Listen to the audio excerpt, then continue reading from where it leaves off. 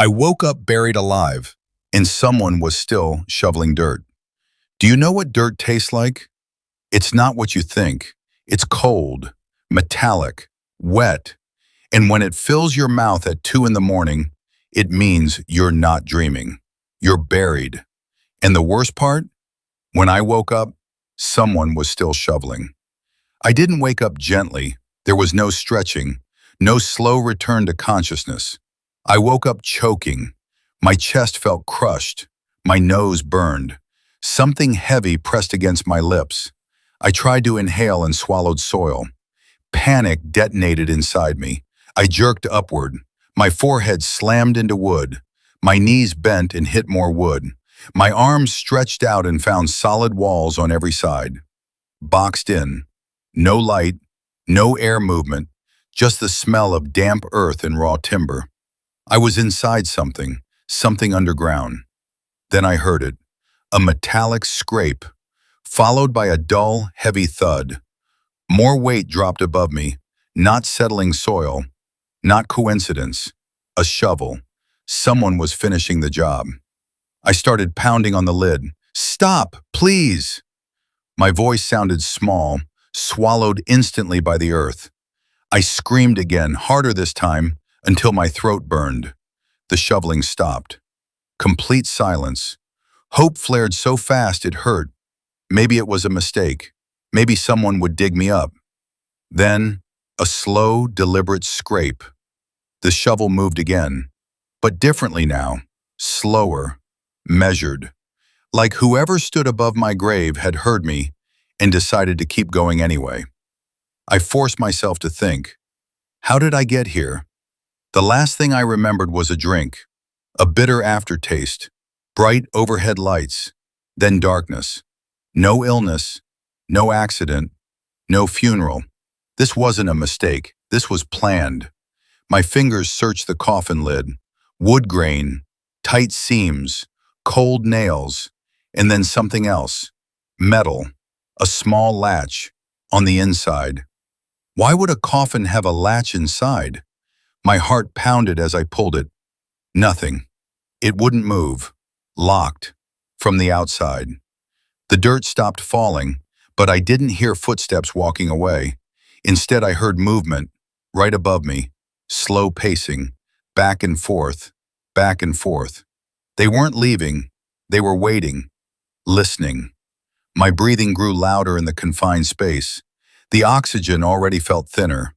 Every inhale burned deeper than the last. I pressed my ear against the wood. That's when I heard it.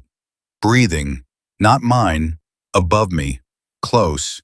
Then a voice, soft, calm, almost amused. "You're not supposed to wake up." Every nerve in my body went cold. I kicked upward with both legs. The coffin lid shifted slightly. Dirt trickled through the cracks onto my face. The voice sighed. "You always wake up." Always?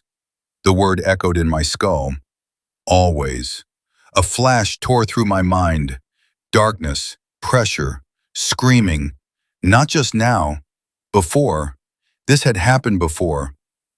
"You made it 3 days once," the voice continued casually. "Impressive." 3 days underground. My pulse went feral. This wasn't my first burial. It was the first one I remembered. Something heavy slammed onto the coffin. The wood splintered. A thin line of moonlight pierced through a crack.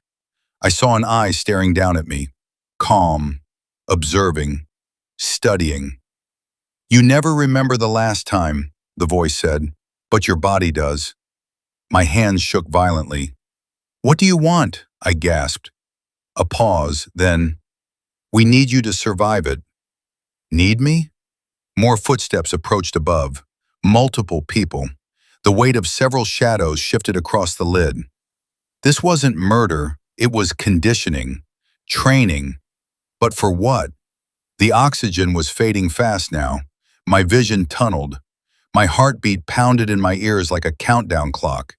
If this was training, then I had to pass. I braced my back against the base of the coffin, placed my feet flat against the lid, and pushed with everything I had. The wood cracked. Dirt poured inward, filling my hair, my mouth, my eyes. I screamed and shoved again. The lid split open. Moonlight exploded across my face. Fresh air hit my lungs like fire.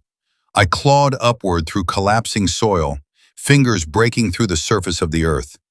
Hands grabbed my wrists, strong, controlled. They didn't drag me down, they pulled me out. I rolled onto cold grass, coughing up dirt and air and panic. Three figures stood over me. No masks, no weapons. People I recognized, people I trusted. One of them crouched beside me. You lasted longer this time. This time. I forced myself upright. Behind them were rows of freshly dug graves. Identical, each one marked with my name. Different dates, different years, different endings. What is this? I whispered. One of them handed me a shovel. You have to survive the burial, they said calmly, because what's coming next is worse. The wind shifted. From somewhere beyond the tree line, I heard something move. Heavy, breathing, wrong, not human. They weren't training me to survive them. They were training me to survive that. They pointed toward the open grave behind me. Again? The shovel hit the ground at my feet, and this time, I picked it up. They didn't force me into the grave. That was the worst part. They just stood there, waiting. The open coffin sat at the bottom of the hole, dirt piled neatly beside it like this was some kind of organized rehearsal. The thing in the forest moved again, closer this time. Branches snapped under something heavy. Breathing rolled through the trees, deep, uneven, wet. I looked at them. My friends, my family. None of them looked afraid. They looked focused. You said it's worse than this, I whispered. What is it? No one answered. One of them checked their watch. Another adjusted the lantern hanging from a shovel stuck in the ground. You don't remember, the one closest to me said gently. You never do. A low sound drifted from the forest. Not a growl, not an animal. It sounded like someone trying to breathe through a collapsed lung. And then I felt it. The ground vibrated. Slow, rhythmic, like footsteps. Big ones. My heart started climbing into my throat. Tell me what it is, I demanded. The wind shifted again. The smell hit me. Rot, wet earth, and something metallic underneath it. Blood. You're not the only one that wakes up, someone behind me said quietly. The trees ahead of us parted slightly. Not from wind, from pressure. Something tall moved between them. Too tall. Its head brushed branches at least 10 feet up. I stumbled back toward the grave. That's why we bury you, the calm voice continued. It hunts by memory. I didn't understand, but my body did. A cold, instinctive terror flooded me, like prey sensing a predator before seeing it. The thing stepped into the moonlight. At first I thought it was just a trick of shadow.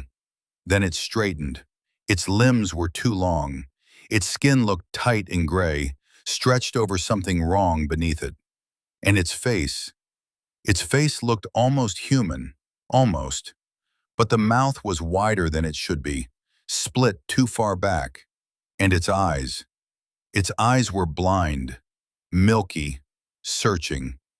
It can't see you, someone whispered. Not unless it remembers you. The creature tilted its head slowly, listening.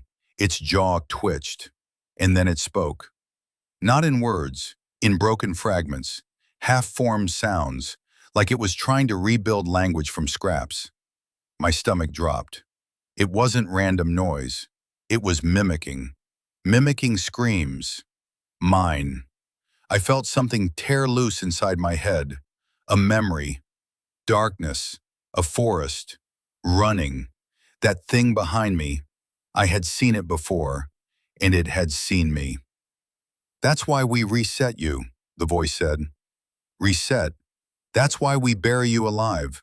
Oxygen deprivation disrupts memory consolidation.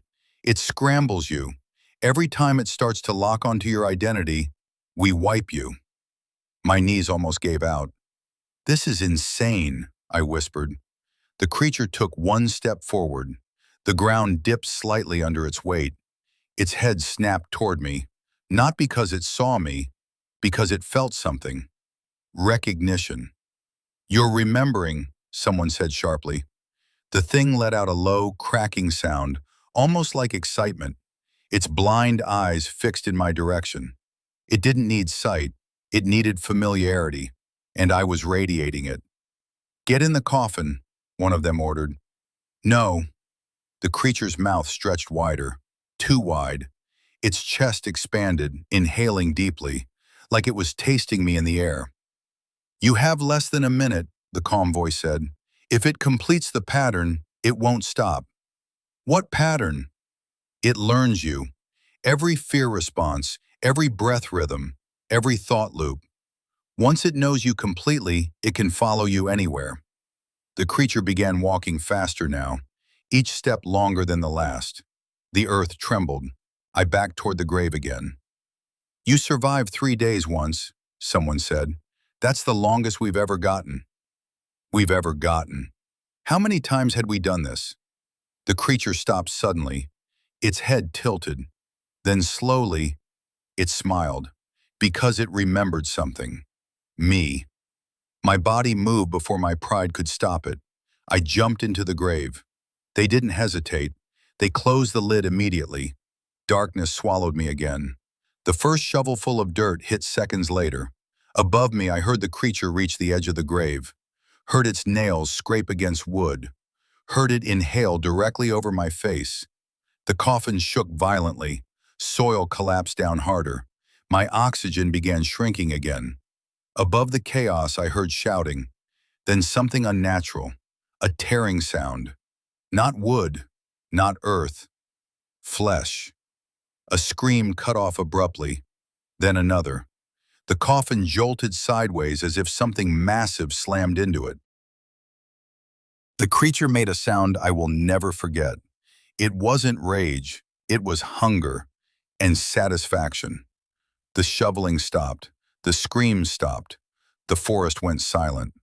Only one sound remained, breathing, slow, right above me. The creature's fingers traced along the coffin lid. Tap, tap, tap, like it was counting, waiting. My lungs burned. I tried to slow my heartbeat, slow my thoughts, erase myself. "Forget me," I whispered to the darkness. The tapping stopped. The breathing grew fainter. Minutes passed, or hours, I don't know. Eventually, nothing. No movement, no presence, just dirt and silence. When the coffin finally opened again, sunlight blinded me. Different faces looked down at me. Not the same people, new ones, strangers. "You lasted longer this cycle," one of them said quietly. Cycle. I coughed weakly. "Did it kill them?" A pause. "Yes." "How many times has this happened?" They exchanged glances.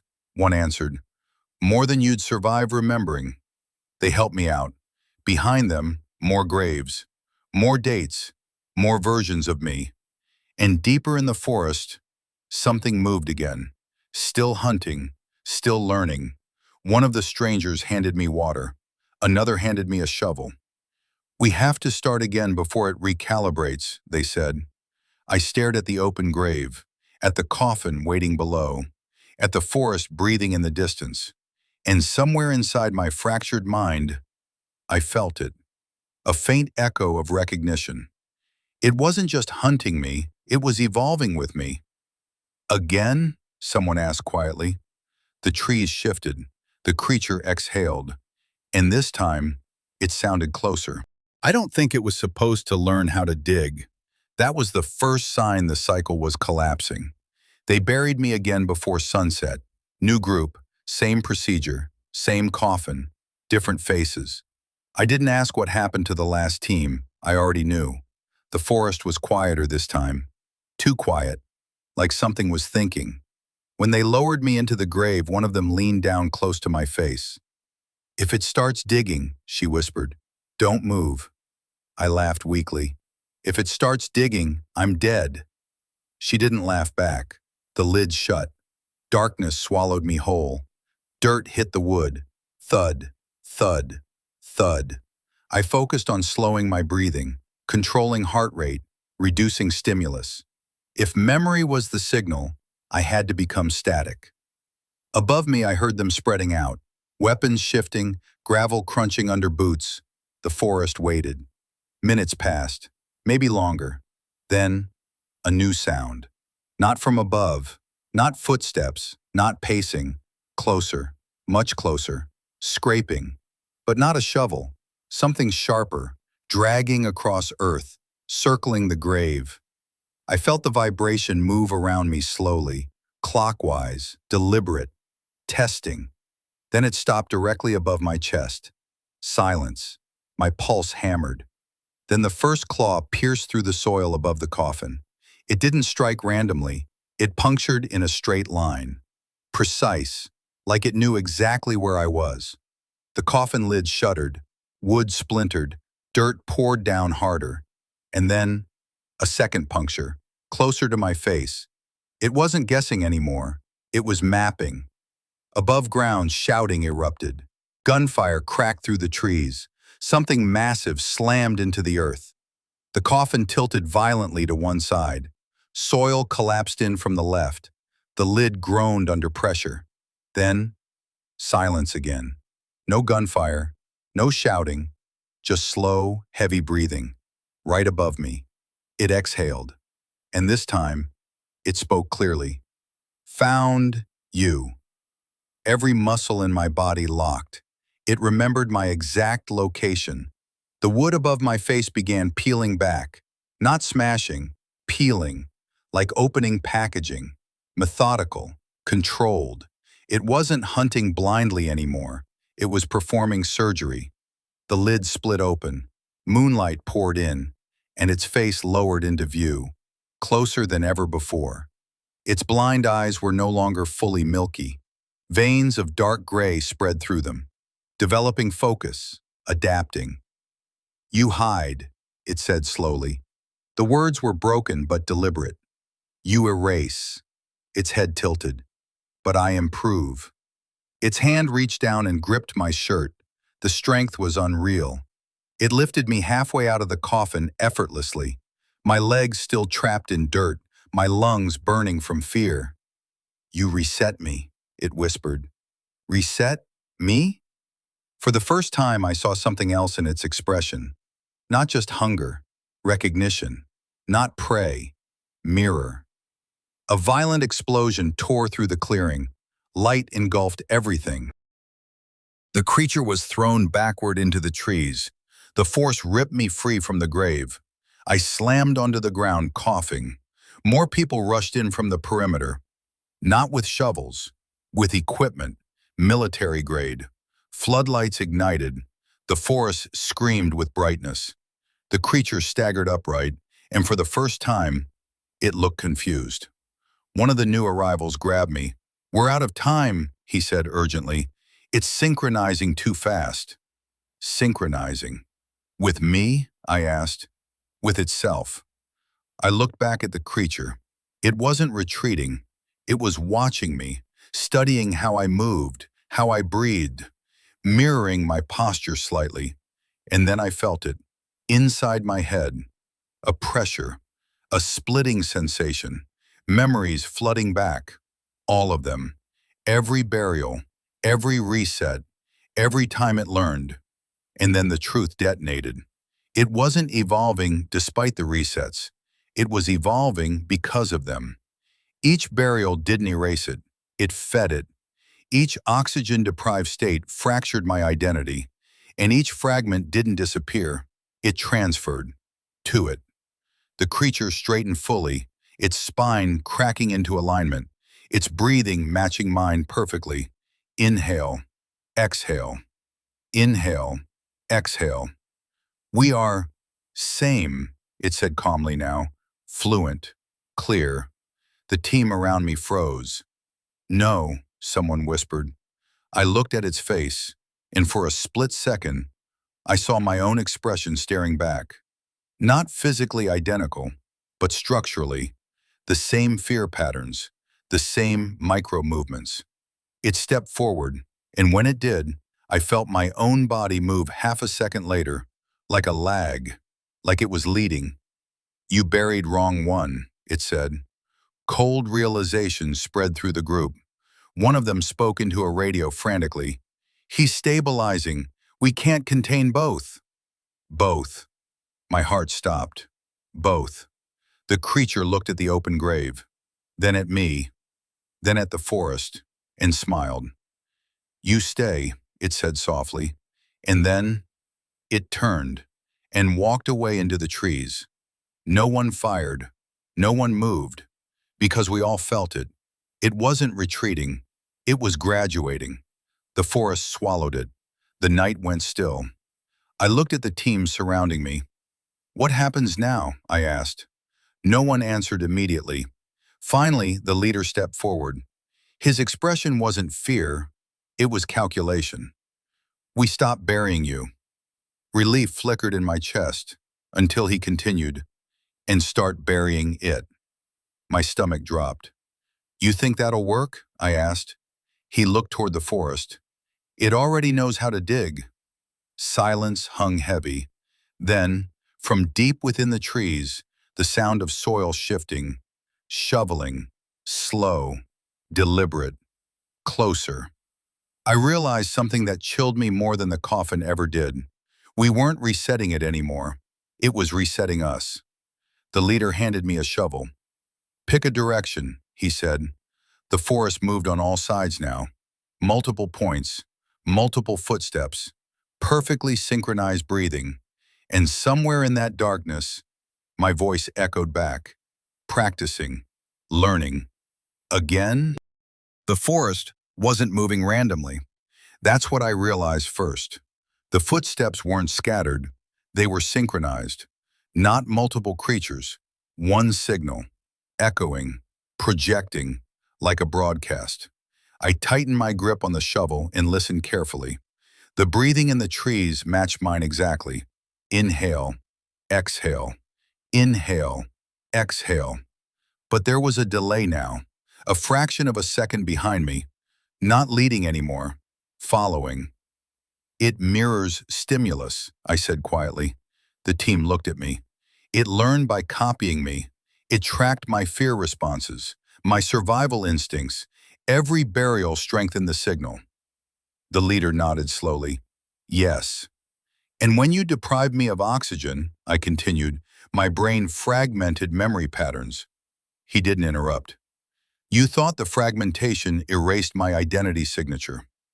A long silence. "It didn't erase it," I finished. "It split it." The forest went still. No footsteps, no breathing. Waiting. I understood now. There were never two complete beings. There was one consciousness forced into instability. Every burial wasn't containment. It was mitosis, division under stress. The creature wasn't evolving independently. It was the parts of me that refused to disappear. All the survival reflexes stripped of empathy. All the fear stripped of hesitation. All the instinct without morality. It wasn't hunting me. It was the unfinished version of me. The leader spoke carefully. "When the anomaly first appeared, it was barely sentient, reactive, animalistic. And then you started burying me," I said. He didn't deny it. "You were the only one who survived first contact. We assumed resistance, immunity." "No," I said softly. "Compatibility." A branch snapped in the forest. Slow steps approached the clearing again. But this time, I didn't feel hunted. I felt incomplete. The creature stepped into the moonlight.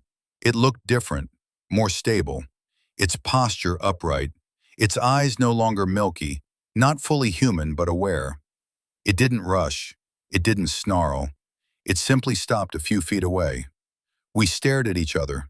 No aggression, no hunger, just recognition. "You stopped splitting," it said calmly. The voice was steady now, whole. "You stopped burying," I replied. The team shifted uneasily. Weapons raised slightly. I lowered my shovel. It's not here to kill, I said. It's here to integrate. The leader's voice was tense. That could destabilize you.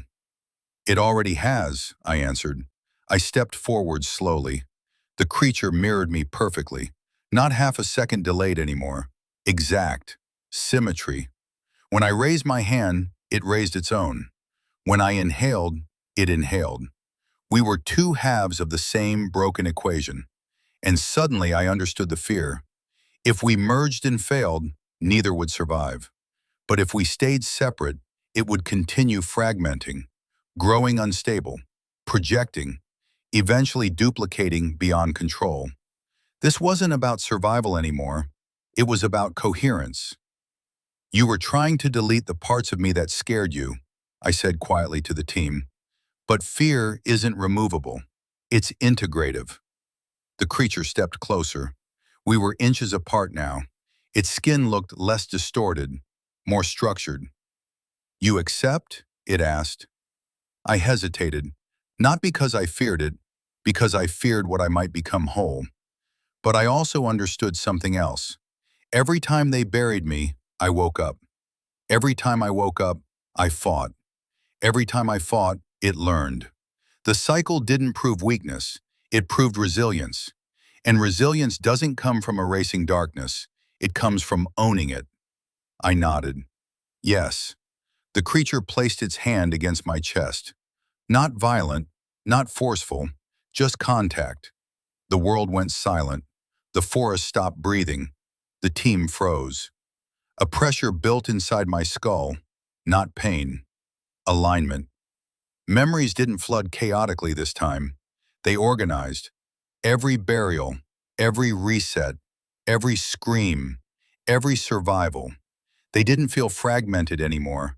They felt contextual, integrated.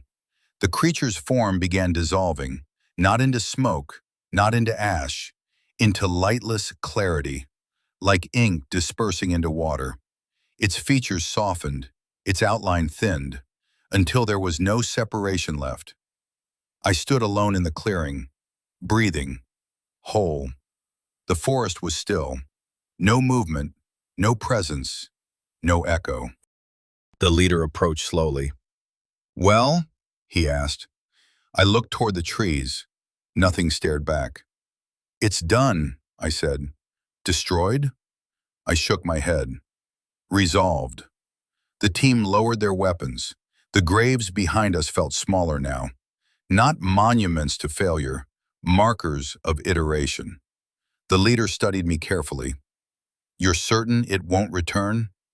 I met his gaze. It can't. He waited for explanation. Because it was never something external. A long silence. The wind moved normally through the trees now. Natural, unforced. He looked at the open grave. At least we don't have to bury you again. I stared at the coffin below. For the first time, it didn't feel like a prison. It felt like a lesson. No, I said quietly, you don't. We filled the grave together, not urgently, not defensively, just closing something that no longer needed to stay open. As the last layer of dirt settled flat, the forest felt ordinary. Crickets resumed. Leaves shifted gently. Life continued. The leader placed a hand on my shoulder. What happens now? I thought about that carefully, about fear, about memory, about the parts of ourselves we try to suppress instead of understand. We stop trying to erase what scares us, I said, and we start learning from it. He nodded slowly. The team dispersed, equipment packed away, floodlights shut off. The clearing returned to darkness, but not the suffocating kind, just night. I stood there a moment longer, breathing evenly. No echo behind it, no delay, no mirroring, just me, complete. And for the first time since I woke up buried alive, I wasn't afraid of the dark.